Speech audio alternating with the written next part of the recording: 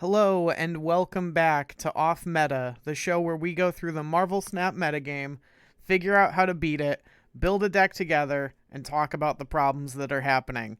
I'm your host D, also known as MTF Doom. I hope you enjoy.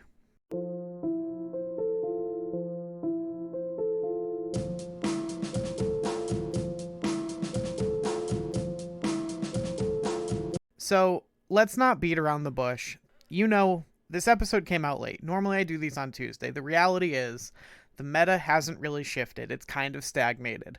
And there's a lot of reasons for that, but the big one is on the screen. You are probably a fairly entrenched player. You probably have heard a lot of people smarter than me outline why this deck is a problem, but I think that maybe I can bring something else to the table and dispense this information in a way that's easier to grok. And so we're going to do that today.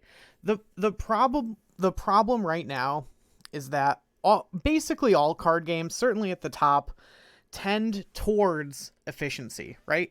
And so what that means is that, like, in Magic, the best decks end up, the longer that they stay the best decks, the bigger and bigger share of the meta that they take up. And that's because, like, well, more people get access to the cards over time, more people are sick of losing to the deck, so they just build it themselves, because that's genuinely a really efficient strategy. If you cannot beat a certain deck, no matter what you try, that's one, probably intentional. Like, that deck was built to beat the most things. And two, it's going to tend towards you wanting to just play the stupid deck, so you're at least not getting beaten by it. Or if you are, you're getting beaten by it in the mirror. And at some point, a huge portion of the meta becomes, well, how do you win if you face the mirror? And because it's so dominant, the mirror being, if both players are playing this deck, how does one get an edge on the other? Well, in this deck, the answer is hope to leech, hope to play a stone into Lockjaw earlier than your opponent so that you can leech them earlier than they leech you.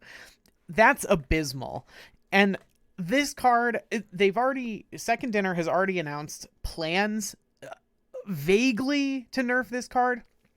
But as Jeff Hoogland said, this was inevitable.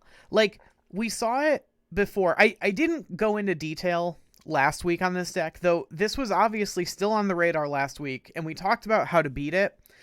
And what I've said holds true, but the reality is this deck can do so much powerful stuff that, like, even teching into being able to beat it is still only gonna give you like a 45-65, right? 45-55. Yeah, no, you know what? They still have a 60. You have a 45 chance winning, but somehow they still have a 65 chance. I stand by my first statement. So the problem is that no matter how much you tech against this, there's always a chance that they're just gonna accidentally leech you on any given turn, and that's abysmal. We talked about this yesterday, but the better that Leech is as a card, the worse that the game is as an experience. You don't want cards like Leech to be good. You want cards like Leech to be fail-safes, so that if there's really degenerate stuff going on, players have an out to be like, all right, well, I don't like playing this stupid 5/3, but, like, you know, it's better than getting death waved all the time. Or leadered or whatever, right? And so, like, this card is a really important piece of tech for like a healthy meta, but it's not good when it's in the best deck. That's like, it should be in the decks that want to beat the best decks, because they're doing really just heinous stuff really early. This is not good. It's not good for the game.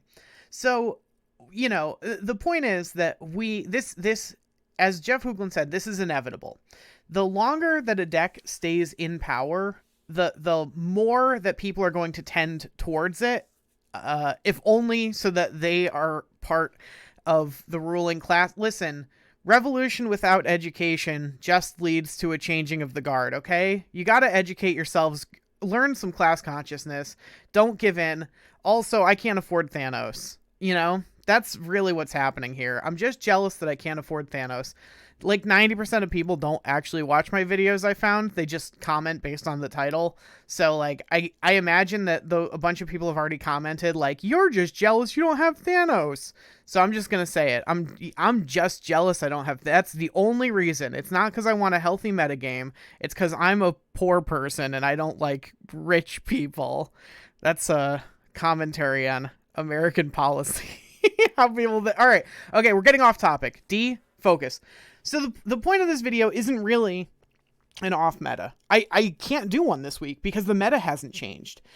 This video is a commentary on that fact.